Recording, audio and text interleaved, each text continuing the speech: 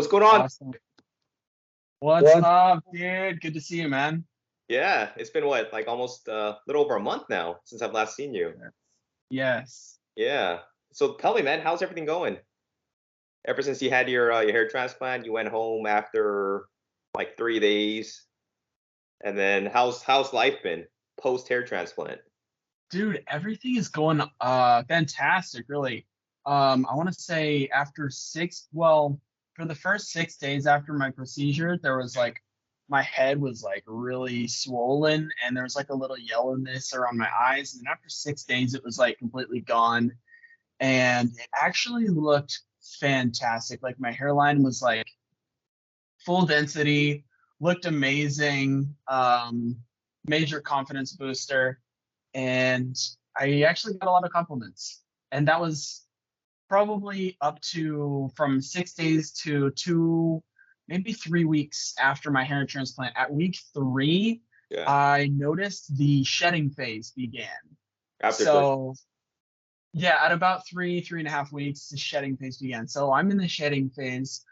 People are still like complimentative of my hair, but I'm just like I'm thankful, but I'm like, this is not the final result. So yeah. it's like, Yeah, the one thing that kind of really stands out is I can't even see any redness.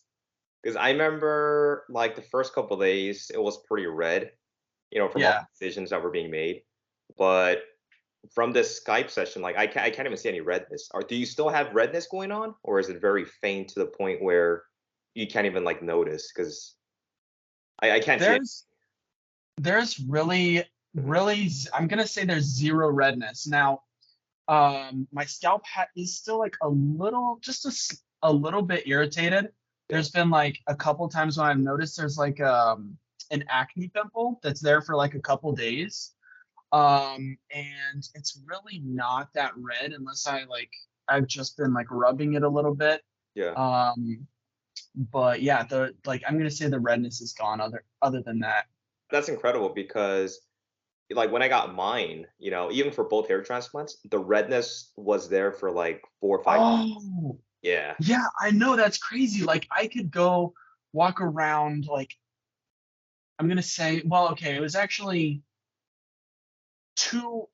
mm, it was like a week and a half after the surgery when I really started going in like public more, and I went to my internship retreat, saw a bunch of people, and it was like unnoticeable. Like nobody would notice that I had anything done, and there's like no red. Like really, it wasn't really redness. It's just like there might have been some redness, but it kind of like just like you didn't know that it was my scalp. You might have just thought it was like the color of my hair. And I think that's something that a lot of people bring up because, a lot of people, they're not really comfortable sharing the fact that they've actually had a hair transplant. So they want to be able to disguise it as much as possible. And that redness is one of the telltale signs that you've actually had something done. So I think the fact that Cosmetica utilized their micro FUE, their sapphire blades, I think that really helped minimize a lot of the redness and also increase the healing time. Your hair looks incredible, dude. Like I can kind Thanks. of see the hairline. Where Yeah. Dude, thank you so much. Again, I will say the shedding phase has begun. So you really, if I like kind of give you a bird's eye view here, yeah. you can see there is a lot of shedding going on. But it's all short, so it looks pretty somewhat professional. So Does your donor area feel numb? Is it still numb? the donor area numb. No, actually, Okay. it's not. It is not. I'm gonna say the recipient area stayed numb longer than the donor area. Okay. Yeah, Yes. because when I had mine, I think the numbness in the back in the donor area lasted until like the 7th or 8th month mark, which was a long time. Really? Yeah, but then for me, the recipient site, the numbing went away after maybe like 3 or 4 months.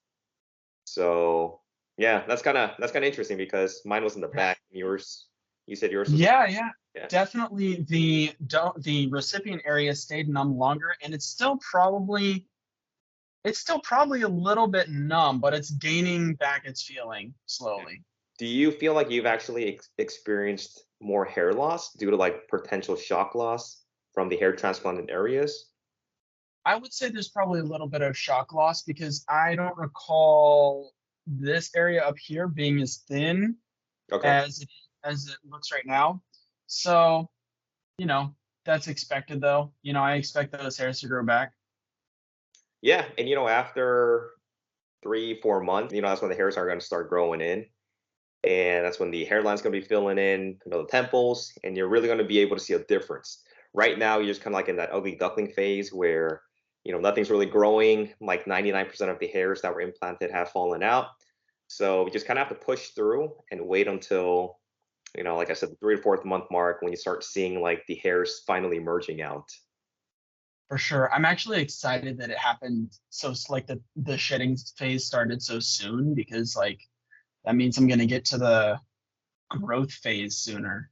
For the first week or so, were you just kind of like using just water, like in a cup, you just poured it on your head and then just kind of like Yes. like massaging it? Okay. Yes. Okay. That was for the first week I did that. Sweet.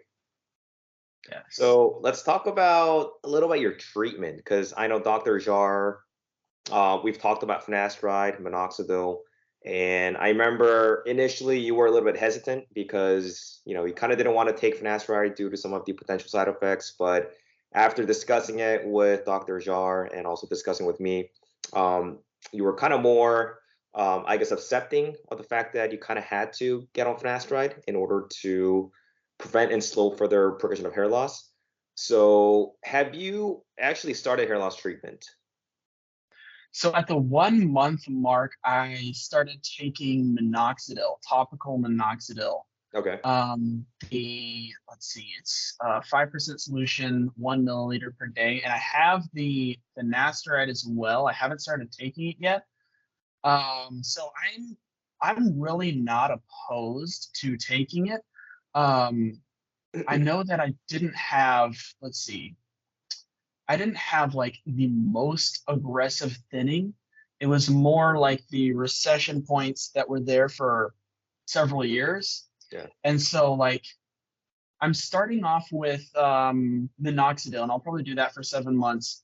And then I was thinking if I can leave the finasteride option open for, I don't know, maybe a few years down the road, if like the thinning becomes more aggressive, then I'll have that in my arsenal and I can, you know, put that into use. Yeah, I mean, I would highly recommend it. This obviously depends on your risk tolerance, and some people just flat out just don't want to take it. But I would especially recommend it just because you've also had a hair transplant, and finasteride was FDA approved. It's one of the drugs that actually blocks the conversion of testosterone to DHT, and there's a reason why it's called androgen alopecia, because it's pertaining to androgens. So if you're not really taking anything to address the androgens, you can still get growth from minoxidil because minoxidil is a growth stimulant, but it's actually going to be independent from finasteride because finasteride works in a different mechanism of action. If you do experience hair loss, further hair loss, God forbid, later down the road, that could have easily been prevented by taking finasteride. And sometimes, some people, they do experience further hair loss. Some people are able to stabilize it even with or without finasteride. But one of the issues is there are people that still experience hair loss, after not taking finasteride, and they experience further hair loss, and then they start freaking out and they're like, you know what, I need to start taking finasteride because I'm still experiencing hair loss. Minoxidil is not doing anything. And there are people who can actually regain some of the hairs that are lost, but a lot of people actually are not able to get that back. So, like in your case, all of that front area, the hairline, and I think doctors are also put in some of the grafts in your mid scalp area, right behind where that island portion is.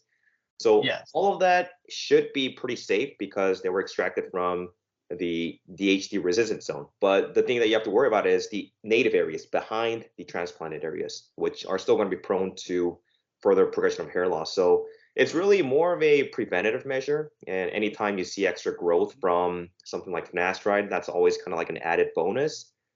But I would highly recommend it if you don't want to take the oral version. There's also the topical version, which studies have shown to have lower, systemic side effects. So there's a lot of Which options. hmm which one is more effective? I forgot. For finasteride, is that oral or topical? So I would yeah, guess oral. yeah, oral is best because it goes systemic, right? You're taking it orally, it gets metabolized by the liver. Topical also works. There's been a recent study where it showed that topical application of finasteride also inhibited DHT to similar levels of the oral finasteride. So that's also with lower side effects. You're applying something topically, there's a good chance that it's not going to be absorbed into the body systemically as much as it does with oral. So I know Cosmetica gave you the 5 milligram Proster, which they recommended that you cut into fourths. So you're taking like 1.25 milligrams a day. You can also cut that in half and take half of 1.25 if you want to reduce, further potential side effects. So, just kind of something that I would recommend. It's not exactly something that you would have to follow, but currently, there's no other better hair loss treatment other than 5-AR inhibitors. We have some of the anti-androgens. Some people use RU5841, which is a experimental topical drug that they use to block the androgen receptors. There's microneedling. There's low-level laser therapy. There's a bunch of stuff, but one of the main things that I would highly recommend is the big three. Minoxidil, finasteride, nitrogen shampoo, microneedling. And that's kind of like where most people, if they do take that, they should be able to slow down further progression of hair loss. Okay, cool. I'm definitely open to finasteride.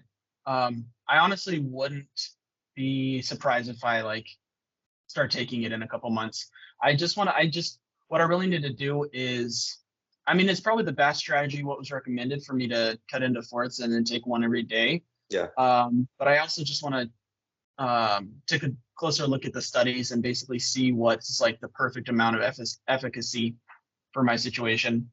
But Yeah, you can take as little as 0.25, which showed pretty negligible DHT inhibition compared to 1 milligram.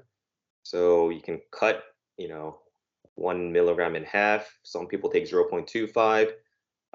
Some people take topical, like I said, but it's highly recommended. And I think if you were to hop onto finasteride, you would actually see better growth. You'd be able to maintain the hairs that you have right now, and you don't have to worry about androgens causing havoc to the hair follicles. And the other thing is, you can also get blood work done just to kind of get a baseline of where everything's at, right? You have your testosterone, free testosterone, you have your DHT levels, you have your SHBG, you have your estrogen levels. So I think it's good to get blood work done just so that if you do experience side effects, you can also relate back to your baseline. And that's something that you can look back to and try to balance out and see in case you do experience side effects. So you have something back, something to refer back to. for sure. Okay, I'll do that. So exactly what day are you on as far as your post hair transplant? Because I know it's been a little over a month. Yeah, it's like it is 1 month and about 7 days. 1 month, 7 days. Yeah.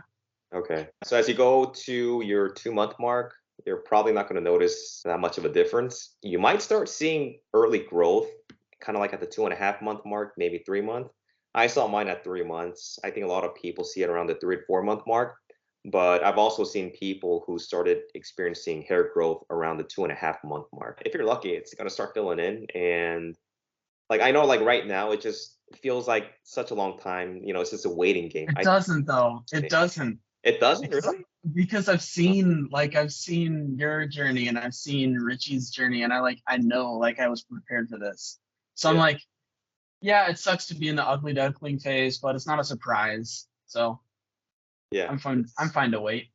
Right. Yeah. And we've talked about it, but a year's time from now on, you're going to be able to look back and be like, man, now I have a full head of hair, right? I know. All the recessions on the temples, the mid scalp area, it's all going to be filled in, and you're going to be able to style your hair in different ways that you weren't able to before. and you just kind of have to push through the ugly duckling phase and just wait for the good days to roll in. Yeah, dude, I won't have to worry about like I don't know, like situating it over like my recession points or anything. It'll be great. Yeah. Hey, dude, I was wondering, how soon after your hair transplant did you start microneedling? I typically recommend people to wait at least a month because I feel like a month is ample time for all the healing to take place. Also, like in your case, it's been a little over a month and you can already tell that everything's healed up. All of the implanted grafts have been anchored in permanently. Most of them, as you've experienced, already went through the shedding phase. So anything post-op 1 month would be a good time to start. Some people like to wait a couple months.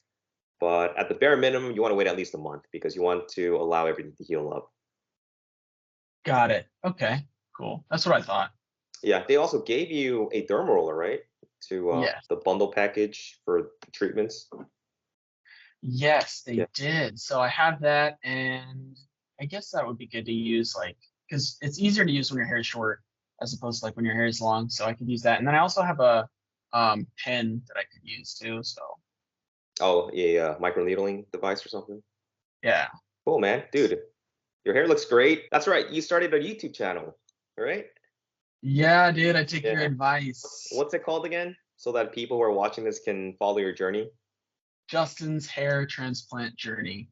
Justin's hair transplant journey. Okay, so what kind of content are you planning on publishing on your YouTube channel? So I'm also going to be doing monthly updates showing like the all the profiles and Yeah. then also talking about like my daily life, how I'm approaching daily life as far as like am I covering my hairline, which I already told you like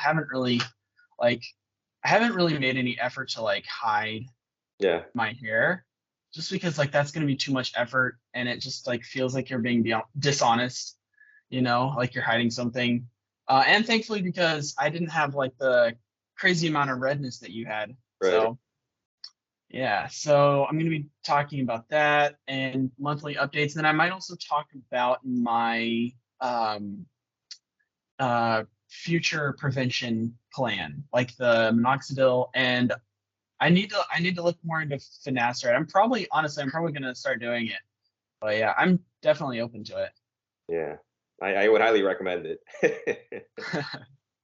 It's just that I know that like my dad like started losing like crazy like hair loss in like his young 30s to mid 30s and I'm 26. I'm like, maybe I don't know, maybe I can kind of wait a couple years. I'm not sure. But Yeah, and that's the thing though, like you can't really base off your hair loss progression based on your mom's side or your dad's side because there's plenty of people who don't have any hair loss on both sides of their families and yet you can be that one unlucky person where you're progressing to like a normal 7. So it's very unpredictable. You can't really time hair loss because there's people in their 50s who have a full head of hair that are just starting to lose hair. So the same goes for people who are in their early 20s or even, in their teens, 17, 18, where they experience like these crazy diffuse thinning, they're approaching Nord 6, Nord 7 at such a young age. So in cases like that, you can't really time hair loss. I think the best thing to do is to be proactive, get on proven hair loss treatments that we have right now. We have FDA approved finasteride, we have minoxidil. South Korea and Japan have dutasteride. Some people have been using topical dutasteride or even 0.5 milligram dutasteride oral tablets. So there's a lot of stuff that people can do to prevent and slow down further progression of hair loss. I think a lot of times when you're online, you have a lot of these fear mongers or read about these posts on Trestles or on hair loss forums that talk about like all these adverse side effects, sexual dysfunction, like low libido, a lot of the stuff. And I get it. Like it can be frightening because you're taking a medication, you're young, and you don't want to have anything that's going to affect your sexual performance. But if you look at the studies, and I highly recommend that you look into a lot of these finasteride studies, which were done long term, 5 years, 10 years. I did a video of this guy who took finasteride for like 23 years, and side effects are relatively minor. Most people are not going to experience any adverse side effects. And in the unlikely event that someone does experience side effects, usually the sides will stop upon cessation of the drug. So it's a pretty safe drug. It's been FDA approved, and there's nothing else currently that is going to work as good as finasteride or dutasteride. So highly recommend you look into it. I look forward to watching your videos. Oh, that's Hopefully, because yeah, you know, it's helpful because a lot of people they've been asking me about going to Turkey or even Cosmetica or just hair transplants in general, right? They have a lot of questions. They want to know exactly what to expect. So I think our video that we took when we were in Turkey at Cosmetica really helped a lot of people because they were able to see firsthand, from start to finish, how the procedure is, how the clinic looks like, speaking to the that doctor. was dope, dude. That Yeah, vlog. yeah. So, I That was a I dope had such a vlog. good time, and just That time was, flies by, man. It just seems like yesterday when we were in Turkey. I know, dude. That was so cool. I forgot that you were able to get such an up close shot of like the actual surgery taking place for a little bit. Yeah, Um, in yeah, your that was vlog. you've seen it too, right? Yeah, yeah. Yeah, yeah, it's crazy with the DHI, the micro sapphire blade, just everything. So I think it's very good information for a lot of people who are looking into getting a hair transplant. And I think it's a good idea that you started your channel because I'm sure there's going to be a lot of people who are going to follow your journey.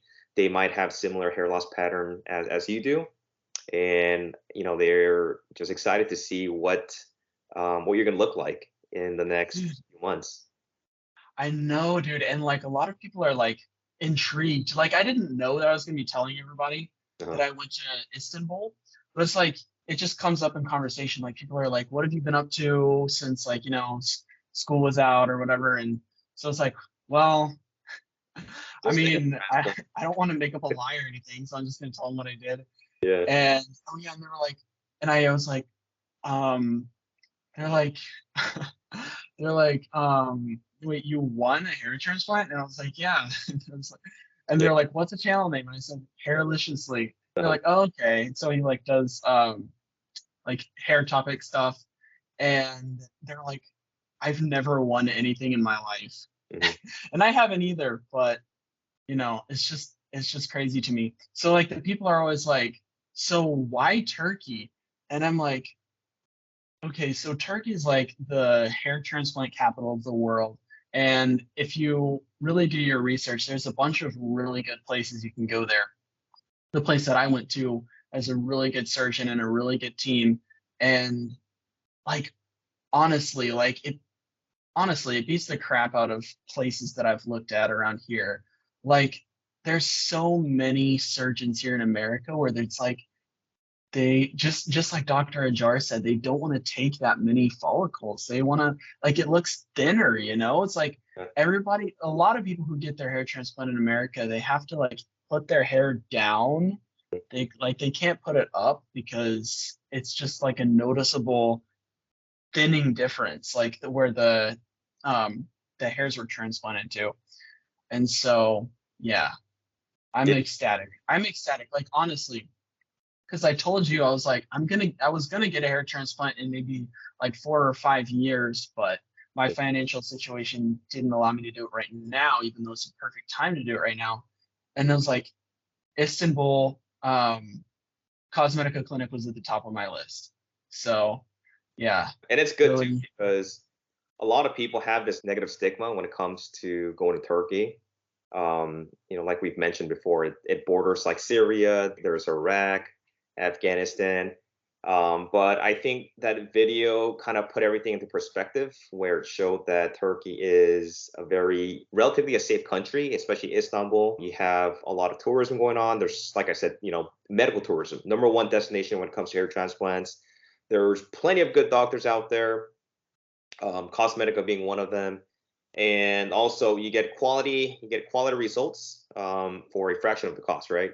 You go to places I like in know. the US where you might have, well, there are good and bad doctors anywhere you go, but you would be spending a lot more money and they're not going to be utilizing some of the innovative tools that Dr. Ajar has come up with, especially the microsapphire DHI method, which as you personally experienced, reduced redness, faster healing times. So I think we did a great job on that video. A lot of people have been asking me a lot of good questions, and they were very interested. And hopefully, your channel can grow to the same Yeah, dude. and even You beyond. sent me some people over to my channel, Oh actually. yeah. Oh, did I? Yeah, Yeah. yeah, yeah. They're really nice. Like, I didn't expect them. I didn't expect people to be so nice, but You'll get both good and bad comments. I've hey, seen some I don't nasty care. ones, but you The just thing have is, to. the thing is, I don't like that. Doesn't bother me at all, dude. Like, I already know that I have a very good feeling about this. I already know that it's going to be a massive improvement from the situation before, Yeah. and I think it's going to be probably the best case scenario. Huh. That's what everything is pointing to. I already know it's going to be a massive improvement, but I think it's going to be the best case scenario. So, yeah, I'm excited. I'm just waiting, and I know in about 7-8 months the density is really going to be coming through. And it's crazy because he also dense packed you, which means I think he put around like 45, 50 grafts per centimeter squared. And so I think your results are going to look incredible, and you probably won't even be able to tell the difference between your native hair with the hairs that were implanted. So I'm really looking forward to your month 2 mark. We'll do another Skype session then, and keep you posted on how everything is. And I look forward to seeing more content on your channel. One thing I had a question Yeah. about, Yep. if you don't mind. Okay, so the hairs that were transplanted, so me and you were in a kind of similar situation. I think I might have had a little more recession than you did. But we kind of had like these recession points, right? Yeah. I had like 0 hairs here before. So all the hairs that are going to grow in these areas are going to be donor hairs, the hairs that are resistant to DHT, right? Yep. So does it make sense to apply minoxidil in those areas? Because I mean, those are like the least likely to ever thin or like fall out, you know? So does it make sense to do minoxidil there or no? Yeah, it does, because you once had hair there. So there's a good possibility that if you were to use minoxidil on areas that you're completely bald, there's a good chance that you might be able to resurrect basically some of the hairs that had gone into a dormant stage due to miniaturization. And the other thing is, not all of the hairs that were extracted from the back of the donor zone are actually DHT resistant. Most of them are, but there might be hairs where some of them are still going to be afflicted with DHT. There's still going to be hairs that are still going to continue to miniaturize, even though they were taken from the donor area. Some people still thin out even on the donor area. So it's still a good idea to apply minoxidil, and also if you're going the topical route for finasteride, to also apply that. And also make sure to apply some of the regions where you're obviously prone to further hair loss. So yeah, I would continue to apply minoxidil, also use microneedling on that area, because you never know, man. You might be able to stimulate more hair growth on the areas that were just completely bald, because you once had hair there. Yeah, that makes sense. It was a long time ago, but you know it makes sense um because even if I were to like stop minoxidil, like I wouldn't, but even if I were, Yeah. it just goes back to the previous situation, you know? It's like it just goes back to where it would have been if you never used minoxidil, if that makes sense. So my fear was that like because I heard if you do minoxidil for like a short period of time or maybe a few months, maybe several months, and then you stop, then it can have like a negative effect, and you can actually have more hair loss because you didn't keep on doing it. But if you do it for like a few years and you're really consistent about it, in that scenario, when you stop, then it just goes back to where it would have been if you never used minoxidil. That's my understanding, but you are the expert. So, Yeah. I mean, so you would, right, if you just stick with minoxidil though, hairs that were dependent on minoxidil, they can still grow. they can still continue to survive. But there's also that shedding phase that a lot of people experience from minoxidil. As the anagen hair goes to telogen, it pushes out, and there's new hair growth.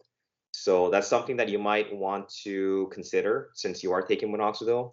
If you do experience like an induced shedding, don't stop using minoxidil. Just push through, because after a few months, you are going to be able to grow back with more healthier, thicker hair follicles. The other thing is, like, if you take minoxidil for, let's say, like a year, right, and you stop taking it, the hairs that were dependent on minoxidil are going to miniaturize.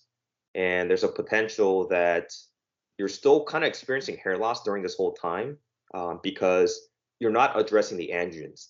And that's kind of like what I wanted to get back to, because minoxidil doesn't do anything to slow down hair loss. What it does is it's a growth stimulant, right? It's a vasodilator. So you get all these nutrients into your hair follicles, it nourishes them, but it doesn't really do anything to target DHT. And as you know, DHT is the main culprit when it comes to genetic hair loss. So if you're not doing anything to treat the main cause of something, right, you're only kind of delaying the fact that eventually you're going to experience an accelerated hair loss. It's kind of like you're treating an illness, right? Let's say you have cancer, and you're taking, let's say, pain medicine, right? Like, you might slow down the pain, but you're not really targeting all the cancer cells that are in your body. You're going to need chemotherapy, you're going to need surgery, and that's kind of like what finasteride is. It's kind of like targeting the main cause of an issue. And in this case, we need to target the DHT that's being converted from testosterone due to 5-alpha reductase. So, finasteride is a 5-alpha reductase inhibitor. It blocks a good chunk of testosterone from converting into DHT. So you really want to think about taking finasteride later down the road. Do some research, look into some of the studies, also some of the side effects, which, like I said, are going to be very minor. And I think in the long run, you're going to thank me that you actually started finasteride, because most people who are not going to be taking finasteride or any type of 5-AR inhibitor or anti-androgen, they're going to keep on losing hair. So it really defeats the purpose of having a hair transplant, because if you're not doing anything to target the root cause of hair loss, you're basically going to have to go back for a third hair transplant. And eventually you're going to end up having to continue playing this game of just catching up. And there's a good chance that you might not have enough grafts later down the road, because I think you have like another 3,000 or 4,000 grafts left for a future hair transplant. Wow. And you also have your beard hair. But the main point is you want to do whatever you can to stop the progression of hair loss, and a good way to do that is with a 5-alpha reductase inhibitor. So do your research. Don't just jump on something without knowing what you're doing. I think it's good to really research, just look at some of the studies, because there's a lot of studies on finasteride. If you Google, finasteride studies, you're going to find plenty of long-term and a lot of good information that's I feel like it's gonna help you, point you towards the right direction in stopping hair loss. So Dude, that's what I want to say. I don't want to force you or force anyone that they have to take finasteride. It's just I don't feel forced, bro. I don't feel forced at all. Yeah. I don't feel forced. And like I said, like, I've been busy, like, working almost every day starting this summer. I am gonna look into it though, and I'm probably gonna start incorporating it. Yeah, you should. You should look on Google, go on YouTube. There's a lot of hair loss, content out there that talk about finasteride, and they also reference a lot of studies. And once you do your research, I think you're gonna really see that it's gonna benefit you in the long run. A lot of people do take it; they have good results. And just stay away from a lot of the negative stuff that you see online. A lot of people read about stuff like that, they freak out, and they decide that they don't want to take finasteride. When in reality, studies show that side effects are very minor, they're very minimal, and most people are not going to get side effects. So I think the studies speak for itself, and you should do your own due diligence and research. And hopefully you're going to come to a good conclusion where you're going to lean more towards on taking finasteride. So, like I said, do your research, and hopefully you'll make the right decision. I know, dude. Yeah. I know it. Like, I know it would like kill you inside if I didn't like get on the perfect path, because it could look so good in 8 months if I just, Mhm. do everything I'm supposed to. Yeah. Yeah, man. But Justin, it was great speaking to you. I look forward to your YouTube channel. Post up some good results for us. And then if you have any questions, you can always reach out to me, shoot me an email, and we'll do a 2-month update in the next month. And until then, take good care of your hair, and I look forward to speaking to you again, man. Dude, you are so busy. Thank you so much for thank you so much for making time for this call, bro. I'm only busy because I have kids. The only That's true. reason That's true. that and work and just yeah, man. But yeah, dude. Yeah, thanks for taking the time to have our little Skype session. Hopefully it's gonna help out some of the people that were looking forward to the 1 month mark. And I look forward to talking with you again, man, for your 2-month update. Thanks, dude. All right. See you in a month. All right, man. Take care. Bye. Later, bro.